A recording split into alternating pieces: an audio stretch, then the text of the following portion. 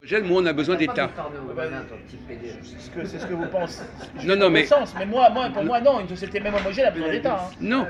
Mais si tout le monde est d'accord, il n'y a pas besoin d'un arbitre pour gérer la diversité. Tout, quand elle est homogène, une société, il y a des problèmes aussi. Il ne faut pas croire que l'homogénéité, il y a aussi des problèmes. Mais quand elle est diverse, quand il y a la diversité, ça amène encore plus de problèmes, je pense. Mais quand elle est homogène, par exemple en Chine, ils sont homogènes. Au Japon, c'est que les Chinois, tout japonais. Et pourtant, il y a un État quand même, parce que sinon, c'est le bordel. C'est pas si homogène que ça, d'abord. C'est le bordel, sinon. Non, un État aussi. Et s'il n'y avait que des Ariens dans le monde indo-européen, même s'il y avait, il faudrait quand même Adolf Hitler pour gérer. Hein. Il y aurait besoin d'un État et d'un Führer. Hein. On n'est pas. Sinon, ça serait le bordel. On se calme, s'il vous plaît. D'abord, on est en train de parler d'un pays donné.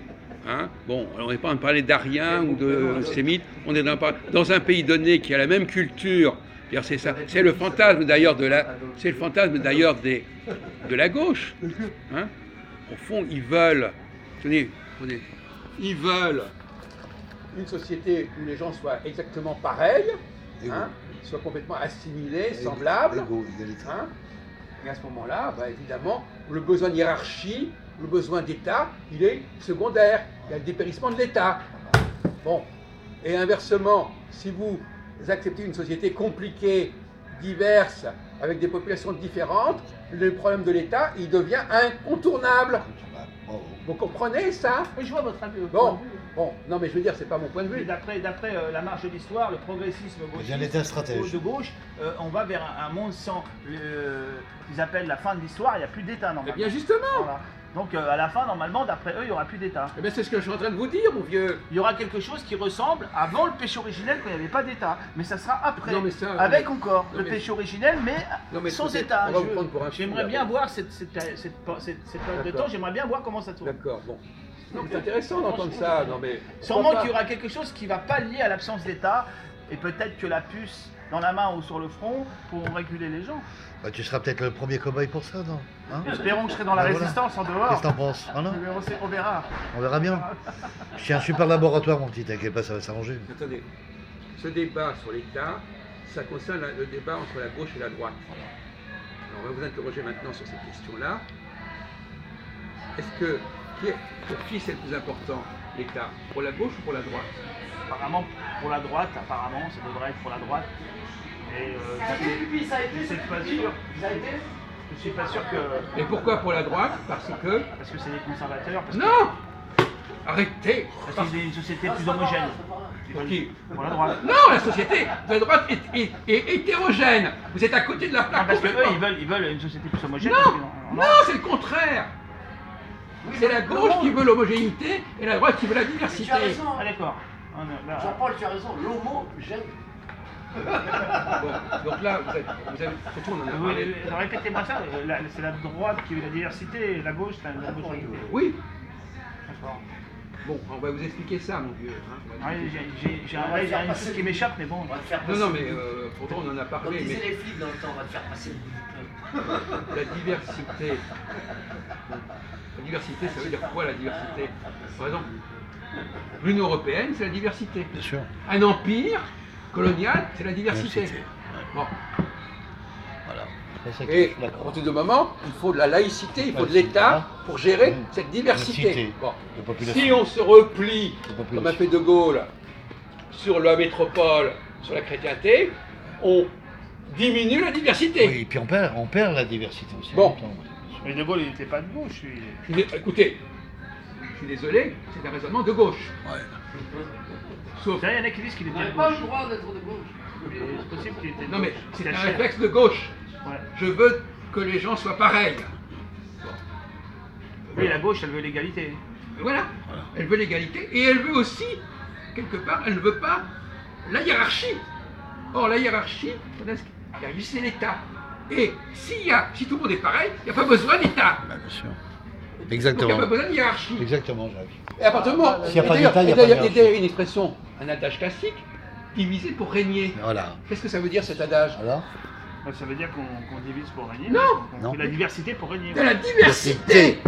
Pour On ne divise pas, on crée de la diversité. Et dans un État homogène, on peut en faire ça. Dans un État homogène, en divisant des gens de la même origine qui sont homogènes, mais qui sont diverses sur un autre point de vue aussi. longtemps on a eu des États homogènes où il y avait la Ligue catholique contre la Ligue protestante, c'était tous des Français de souche. Hein. Mais non, mais vous mélangez tout. Mais tu comprends tout. Il est évident que dans un État donné, soi-disant homogène, on peut générer de la diversité. Dépose plainte à l'ALICRA, Philippe. Et à ce moment-là, Le cran. ben, justement, la droite dans un État homogène va vouloir qu'il y ait des immigrés, par exemple, Tout à fait. pour créer de la diversité Diversité. et pour justifier la hiérarchie et l'État. Donc on est bien d'accord que n'importe quel État peut se diversifier. Mais pourtant, Sans problème. Mélenchon c'est la gauche. Et pourtant, Attendez. il appelle à faire rentrer les immigrés qui puissent rentrer. Il n'y a plus de frontières, il veut supprimer les frontières. Attendez, ne dites pas mon camp, c'est la gauche. Nanana. C'est Alors, vrai. on va se calmer là-dessus. C'est quoi Mélenchon? Comment? C'est quoi Mélenchon? C'est la... Non mais attendez, on parle de quoi? On parle des étiquettes qu'on met sur les uns et les autres. Là on est en train d'aller au-delà de ça. Quand il dit ça, il ment en fait. Comment? Non, il ment pas. Il connaît pas le Le système. sujet, il Il connaît pas le comprend sujet. pas la situation. Comment Mélenchon, le fils de franc-maçon, super important, lui-même grand maître du Grand Orient, je sais pas, il a été vraiment au-dessus, c'est le soleil. Il comprend pas les problèmes politiques français. Attends, c'est une grande pointure, Mélenchon. Mais bien sûr, Et il est je- juif d'ailleurs, donc il a reçu aussi la nouvelle alliance albronienne. Donc lui, c'est un super héros. Jérémie 31, elle est ancrée en lui. Attendez, là vous êtes en train de nous parler de la question des étiquettes politiques qui existent et on dit Marine Le Pen c'est la droite, Mélenchon c'est la... Bon ça c'est du pipeau Ouais, ça. là, tu ressembles à un Intermarché de chez, Voilà. Voilà, Bon, de chez Carrefour alors, LVMH. on est là, c'est ca- pas bon, là. On se calme encore une fois là. On évite de sortir ces petits réflexes comme ça, mécaniques, T'es pas dans une boucherie à mettre des étiquettes de poulet. Hein, On n'est voilà. pas dans la cour. On t'explique. Gardez Ah, là, ce genre d'argument. pour les c'est Arabes. des petits copains en dehors de nos réunions. Mais bon, hein, alors on se calme. Mais vous avez raison, cela dit, il a raison de poser le problème. En disant, mais au lieu de dire gentiment et courtoisement, je me pose une question à ce sujet. Non, vous avez dit Mélenchon, c'est tata. Ah, je dis Mélenchon, c'était quoi? Non, mais vous pouvez poser. Vous n'avez pas appris à vous exprimer La politesse. avec Oui, diplomatie. tu n'as pas la cune. Voilà, on t'explique. Non, mais là, je suis désolé de le dire entre Ouais, mais parenthèses. moi, j'ai pas fréquenté beaucoup de fils de milliardaires pour apprendre à bien me tenir. Alors, espèce de baltringue d'ouvrier, Oui, mais c'est vrai. On vous donne- politesse et l'éducation. Vous devez apprendre à vous exprimer calmement et développer vos Dans la arguments. zone urbaine. Et au lieu de. Non, parce qu'on n'est pas dans le café du commerce, papa, j'affirme comme ça, etc. ça. Vous ne pouvez pas dire je me demande, je me pose la question, au lieu de dire des. Il semblerait que oui. Voilà, mais c'est comme ça qu'il faut parler, mon vieux. Voilà. Et pas vous. Parce qu'autrement, vous vous exposez. Voilà, t'as compris. On va te refaire ton éducation si tu comprends Non, mais pas. c'est ça. Hein, voilà. Il faut Alors, dans mon cas, il faudrait plutôt la faire tout court. En bas, on va te la faire. Non, mais t'inquiète pas. en tout cas, depuis. Alors, essayez de. Quand vous avez une objection, vous la formulez prudemment, humblement, en disant oui, mais est-ce qu'on ne pourrait pas dire ceci ou est-ce qu'on ne pourrait pas penser cela, plutôt que de l'affirmer avec vos gros Oui, c'est un sabots. décimètre. Mais c'est évident que, etc., etc. J'aimerais bien que vous fassiez cet effort. Au niveau de la forme, sinon du fond. On ne vous demande pas grand-chose au niveau du fond, mais au niveau de la forme, au moins, vous pouvez faire un effort. Un effort culturel. Hein, voilà. Bon, donc effectivement, vous avez le droit de poser la question, mais posez-la courtoisement et civilement, et pas avec vos gros sabots en disant mais Mélenchon, etc. Comme si c'était une évidence que, bon, effectivement, Dans des formes de il y a haine. il y a des étiquettes. Voilà, dans des discours haineux. À partir du moment où on a défini les règles du jeu, on peut se demander si les étiquettes utilisées sont pertinentes ou pas. Là, on a le droit de se poser la question. Est-ce que, par exemple, est-ce que Marine Le Pen, est-ce qu'elle est de droite ou de gauche, par exemple? Est-ce que Mélenchon est de droite et de gauche? Quelque part, Bah, Jean-Marie Le Pen, au départ, Jacques, d'après ce que j'ai aperçu à la télé, il était rallié avec la gauche, à un moment donné. Il était rallié avec la gauche Non, de, mais on va pas- Marie-Georges Buffet. Bon, non, bref. mais d'accord, on ne va pas parler d'histoire, Oui, bien sûr, on va essayer de politique. raisonner Oui. avec rigueur, On et postule. pas dans l'anecdotique, un tel a fait ceci, Oui, Madame Loiseau a été, quand elle était petite, a fait telle jeune, chose ou telle bon, chose. elle a fait ceci, nana, Voilà, bon, oui. laissons de côté, on ne va Laissons pas de côté s'embrouiller tout la ça. tête avec des faits historiques plus ou moins Bien sûr. anecdotiques. Oui, oui. Bon, alors effectivement, qu'est-ce qui fait que Marine Le Pen, par exemple, ce qu'on a parlé tout à l'heure de Marine Le Pen, Oui. est-ce qu'elle a un discours de droite ou de gauche? Est-ce qu'elle a un discours ambigu? Qu'est-ce qu'elle a dit? Effectivement. Alors, premièrement, le refus des émigrés, Ouais. c'est un discours de gauche. Oui, oui. C'est-à-dire, je ne veux pas de la diversité. Oui, c'est ça. Bon, je ne veux pas la diversité. Quelqu'un qui refuse la diversité, il est de gauche. Premièrement. Alors, l'Europe des nations, en revanche, quand elle parle de l'Europe des nations, ça c'est un discours de droite. Un discours de gauche aussi. L'Europe des nations, c'est chaque groupe doit être homogène, il doit fonctionner tout seul, et puis il a des relations, il n'a pas à s'organiser avec les autres pays, seulement comme ça, l'Europe des nations, chaque nation, l'Italie est l'Italie, la France est la France. Ça aussi c'est un discours de gauche. Donc moi je ne vois pas du tout. En revanche, dans le cas de Mélenchon, en effet, vous avez raison, il a une ouverture internationale, il a une ouverture sur l'immigration qui est de droite. C'est-à-dire qu'il il a un discours de droite.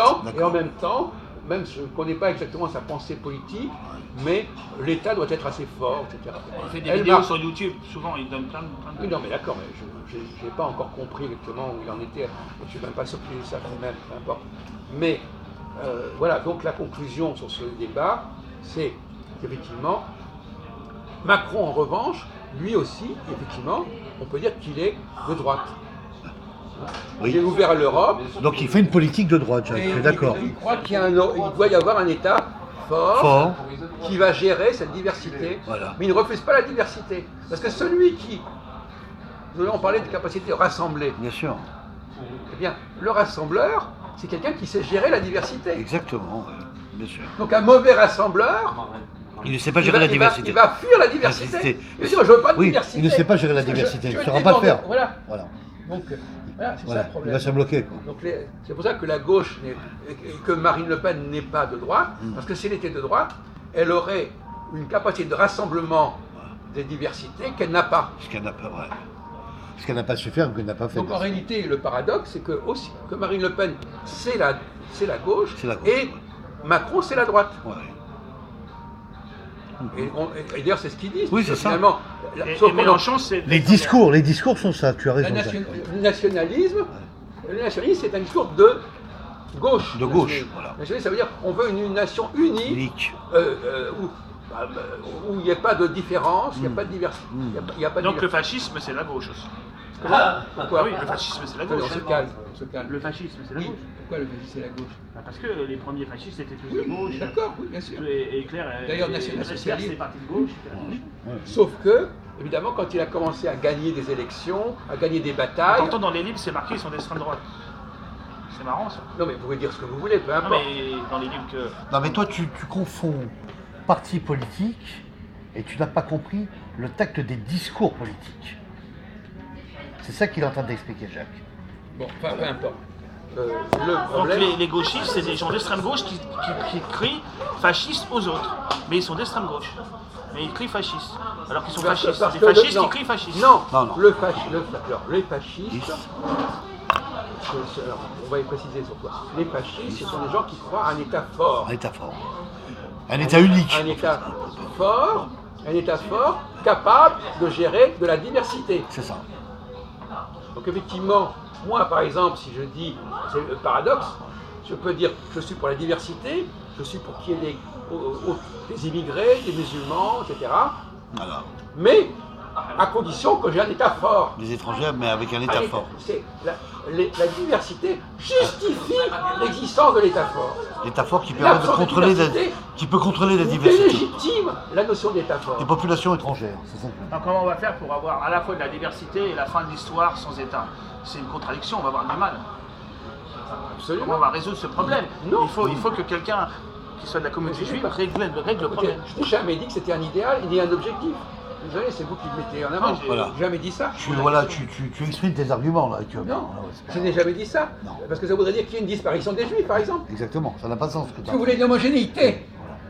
Ah ben les Juifs, ils peuvent bien tout le temps être là, ils sont homogènes eux-mêmes, ils forment un groupe. Non mais vous n'avez pas compris.